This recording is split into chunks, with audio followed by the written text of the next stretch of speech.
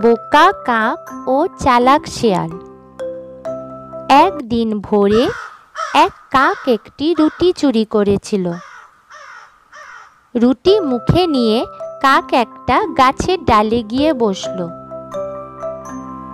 এখানে বসেই সে সকালের জলখাবারটা খাবে মনে করল।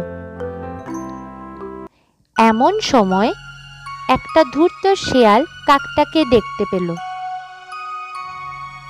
শেয়াল কাককে ঠকিয়ে ওই রুটিখানা নিজে খেতে চাইল। তাই সে গাছটার তলায় গিয়ে কাককে শুনিয়ে বলতে লাগলো, সুপ্রভাত সুপ্রভাত, আজ আমার ভাগ্য ভালো, তাই আপনার মতো সুশ্রী কাকের দেখা পেলাম। আমার মনে হয় আপনার যেমন সুন্দর রূপ তেমনি মিষ্টি আপনার গলা। নিজের প্রশংসা শুনে কাক খুব খুশি হলো। সে তার মিষ্টি গলা শেয়ালকে শোনাতে চাইল।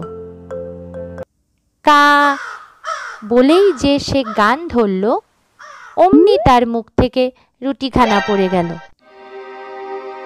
রুটিটা মাটিতে পড়ার আগেই শিয়াল তা লুফে নিয়ে বনের মধ্যে পালিয়ে গেল।